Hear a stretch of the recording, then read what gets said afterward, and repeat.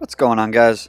So, originally I had done a longer, more constructed and edited video for my review, but unfortunately, Final Cut would not export it. It was being weird. So I decided, you know what? I'm going to do a more casual one because this is an alpha, and even this kind of review is, in a way, an alpha. So, you know what? I'm just going to do a more casual one, just talk over some gameplay that I had, that I recorded, and generally give my thoughts. So, first off, I have to say I really, really like For Honor.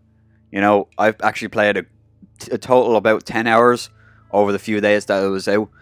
That was what I was playing, it's what I was streaming, and, I've really enjoyed my time with it. If for those who don't know, and you're about to see, it's basically a kind of realistic melee combat game, kind of based. There is a bit of a story to it. It hasn't really gone into much. I know there's going to be a campaign and stuff, but yeah, basically, there's three factions. There's the Vikings, there's the Knights, and there's the Samurai. And basically, when you first start the game, you have to choose one of them. And it doesn't affect who you get to play in the game, though. It literally just affects kind of the faction you're part of. And I think this could really kind of go down the lines of the Mortal Kombat way, where like you pick a faction, and then they have little kind of tournaments, and you kind of get kills and win matches to basically kind of help out your faction, and then you get a reward if your faction wins. So I think that could really fall under the lines of that, and I think it would really help keep people engaged with this game. So in the beta right now, the map that you're seeing is Citadel Gates, and in the alpha, there were three maps that were Citadel Gates, which is this one. There was one called Overwatch, which was a beautiful samurai kind of kingdom, I guess. I don't really know what to call a kind of samurai. I know, like, knights castles. And then there was also the Vikings, which they had their fort. So that map was called River Fort. And to be honest, out of the three maps, I really like this one, Citadel Gates. It was those high points where you could kick people off, and I'm a sucker for knights and stuff. And then also I really liked Overwatch because there was parts around Objective C where you could kick people down into a pit, and there was also some spikes, and I had some funny moments where like I knocked someone. I wasn't even fighting the guy, and I knocked him onto the spikes. So things like that. They're just little environmental hazards which are great. River Fort probably was my least favorite one. Even like with my friends, we all kind of didn't really like that one as much. I don't know. It seemed a lot smaller as well than the other maps, but it was still nice. Like, it wasn't bad. It was just, I preferred these other two more, and I love Vikings so much, but I don't know. Like, even I started using a Raider, and then I kind of ended up just going with the Warden, because I was like, I switched to the Warden to try him out, because I was like, I'm playing the Vikings too much. I'm going to try out the Warden, and I ended up just sticking him with him for the kind of the rest of the time playing. I even, once you reach level 20, you gain 1 renown for your character, so it's kind of like a prestige, I guess. And, I basically got that far with the Knight. I played a lot of the Warden, and then you also can unlock other little kind of customization things. The customization in this game, it follows it's kind of a mashup of the Division, where there's multiple different items, but some just have better stats, and some of them they look the same, or some of them are little slight variations, and yeah, it's all right, but it's also they're kind of held behind like loot packs, kind of, the loot box kind of rec pack things, where you spend steel, which you are in the match, on them, and yeah, you basically can get a randomized pack. It costs 300 for the lowest tier. You'll see later, it's just a random pack. Then there's a weapon pack, there's a armor pack, and then there's a premium pack, which only contains one premium item. So the lowest one costs 300. The weapon pack and the armor pack cost 500, and then the premium pack costs 700. You only earn 10 steel for a match, so you earn 10 if you win, and you earn 5 if you lose. So it could kind of take a while, and it's kind of okay. You do have the daily kind of challenges, which you'll also see later, and basically they kind of give you some. It's kind of like in Siege, where you had your kind of challenges and you complete them and you'd get XP and you'd get steel, and you could you know, put them towards that. But the amount of stuff you need to buy, you know, those packs, you earn one item at the end of a match, and sometimes you actually don't earn an item. There's like no loot to find. Maybe that's just a bug. I don't know. Yeah, you earn like one item for the character you're using. But when you think about it, if you want to try multiple characters, and you also like the amount you're gonna have to spend. First, you have to buy more characters, so it's kind of like Siege in that way as well. Although you didn't really have to buy them except for like the new ones that are bought later. But yeah, you know, you have to buy characters. You have to spend on the loot boxes. You know, there's a lot to be like spending your steel on, and if you're only winning 10 each match, you know, that's how are you meant to try multiple different characters, you know? So what I think that this could be improved is they just like upped the amount you win to like say maybe 50, even if that's a bit much, just like a little bit lower, and let it lose to 10, because you know, winning 30 matches just to unlock the lowest tier is a bit insane in my opinion. Even if you do have the daily challenges where you earn like 50 if you win. Oh, also, right there, this networking issue. The game is client-based at the minute. Hopefully it's only for the alpha. Hopefully it can be improved later. But stuff like this happens regularly. And I've been kicked so much. Usually I was expecting to be kicked here, but it didn't in the end. But yeah, you just be running on this could keep happening, and then you just complete replaying the animation points. And yeah, it can kind of be a bit of a thing. So hopefully in the full game, they're dedicated servers and they're not client-based, so stuff like this doesn't happen. Like, because, I mean, it's a game that requires so much skill and timing. So if it's client-based, whoever's the host has the advantage. And that it shouldn't be like that. It should be dedicated servers. So hopefully, in the end, they'll have dedicated servers. But back onto the point of buying characters. I really hope... Well, I don't know. I can really see them bringing in more kind of characters, as such as like I'm not going to say more factions, because then it's going to get mixed up with the faction thing.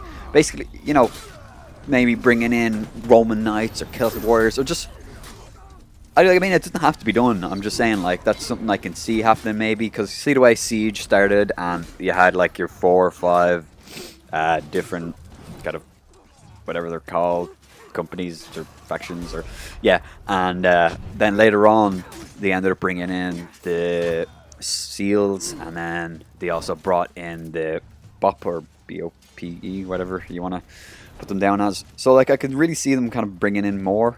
Maybe that's not the road they're going to take, but you know, it's always open to opinion. And also, I just want to make a point. These bots are really good in this game. Well, you have some really good ones and you have some really bad ones. They're kind of a variety. But you know, right now I'm playing Dominion, which is, I really think this is where this game shines. You have 1v1s, you have, which are duels. You have 2v2s, which are brawls, which I never really got to play the brawls. I played the duels. You know, there's 3 rounds. Well, it's the first like 3, so you have 5 rounds in total, and you're just 1v1 and a guy. 2v2s didn't get to really play because it never really had a second person to just play with, and then go into 2v2s. And also a lot of people didn't really play them. Most people played Dominion, which is 4v4s. It's like Team Deathmatch. Domination had a love child, and you know, you're capping points to get kind of up score, and you're also getting kills to get up score. You get 1 for killing a minion, who by the way really impact the game. Like you actually don't believe it. They take a few seconds to kill, and if you're fighting them and someone comes up behind you, you're screwed because you won't notice them. You know, if you might be mid-animation killing one and some guy just runs out of nowhere and slices you, especially those samurai, they're really, really fast. So, you know, yeah, I really feel like, you know, they really impact the game that much. But with Dominion, basically, the objective is you get 1 point for killing the minion. You get a range of points depending on how hard the enemy was to kill, I noticed, for killing players. And then also you get 2 points, what looks like 2 points a second for being on the objective.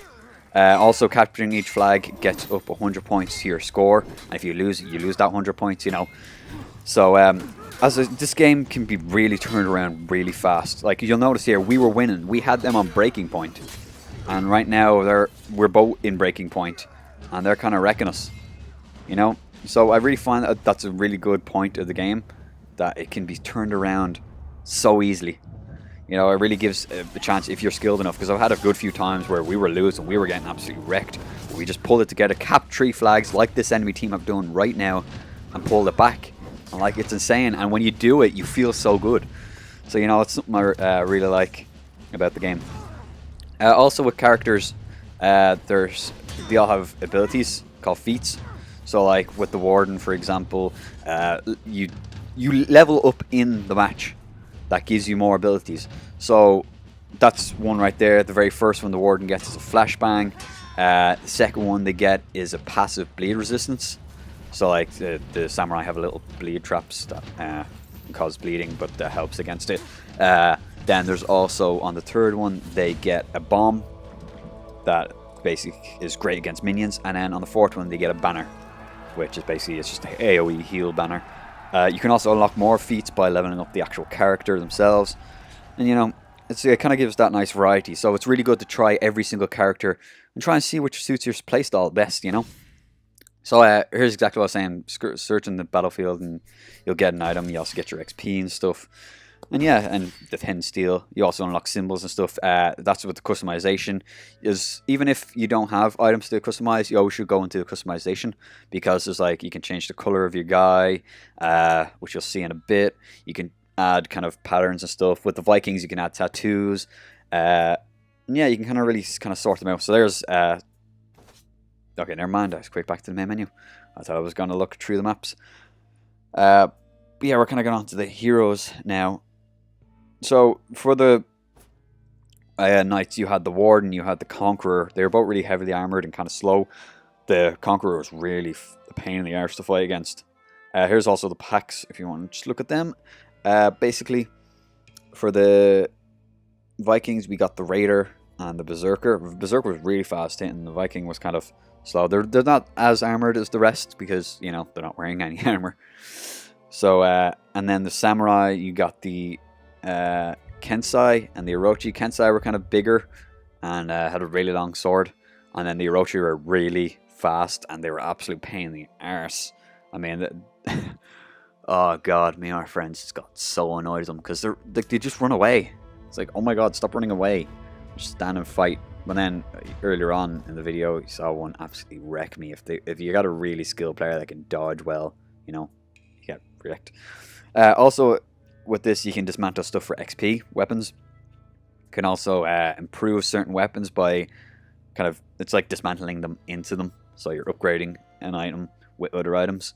You're probably best off doing that as opposed to trying waiting, because until I like got my first renown for my character, I didn't get level 3s. I got like 1s, maybe 2s. So, you know, it would be nice to... You're better off just kind of upgrading them and then using the better ones to upgrade the weapons further, because you're kind of always at the level in which you're upgrading to in a kind of way. Oh, also, you kind of get those different types of outfits, and that was also for the devs, those ones. So if you saw any of those guys, they were developers. So yeah, you can kind of buy new outfits, which would be interesting to see how that kind of works kind of later on in the game.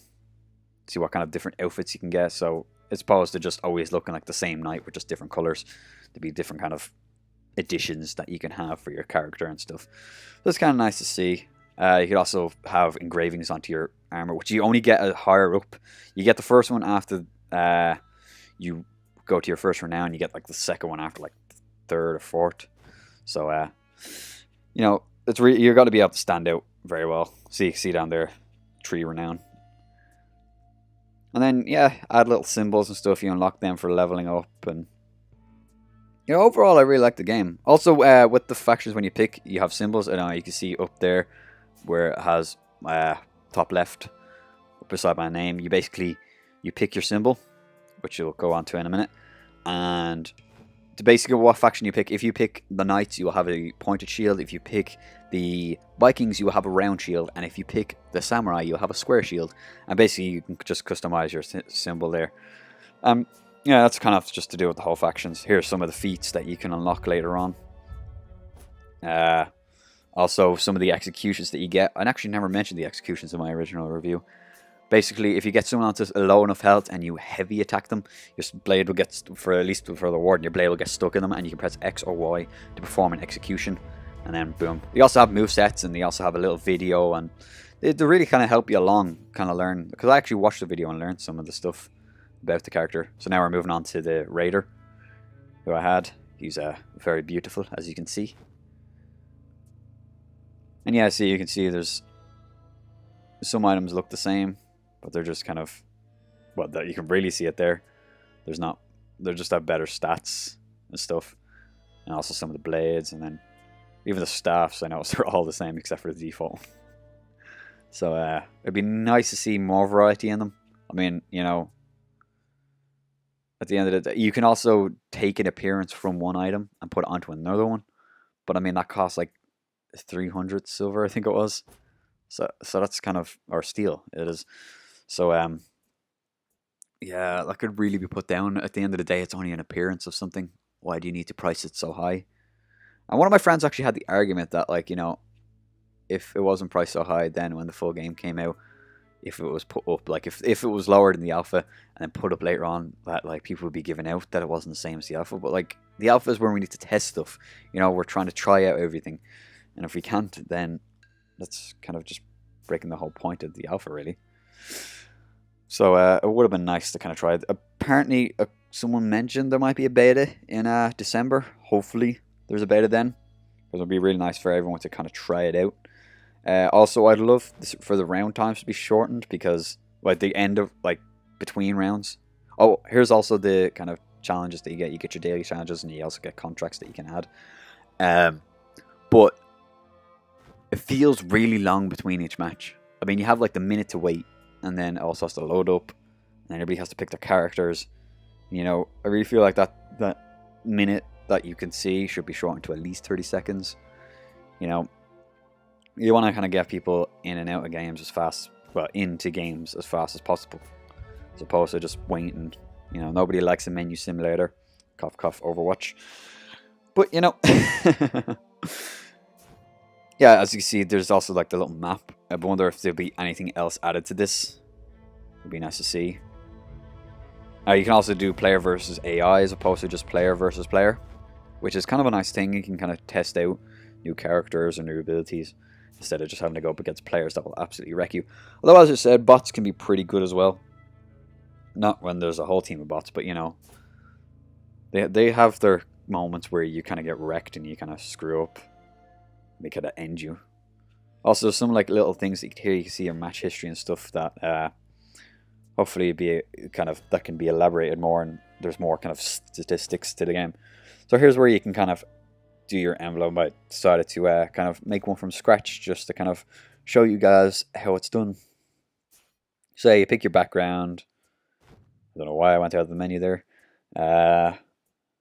So you look, there's a lot of kind of backgrounds. I don't know if it's the same for each kind of faction, that they'll have the same options as this one. They might have different ones, I don't know. Because obviously you can't switch faction as of current. So you pick your background, you pick the colors for each section. You know, it's a nice little way, I guess. It kind of reminds me of, say, like Call of Duty, where you can make your own little emblem thing to kind of represent you. But, you know, and then you could say, if you had like a group of friends that you're playing with, you could all make the same symbol. And then you can make up to 4 as well, which is kind of nice. I didn't really like the really bright ones. I thought it looked really weird, so I kind of kept with the kind of darker colors. Because, you know, Vikings wouldn't have had big, super luminous reds. I wish it was kind of a more faded red as well. You know, that's why I found picking the colors was kind of a bit, I don't know, what do I do? Now, so you can add symbols on it over the one, but for this one in particular, I didn't feel like it needed any. But yeah, it's nice to at least just see that you have all these kind of options, and you can be interested to see what kind of things people can make if they add more later on, or if this is going to be it.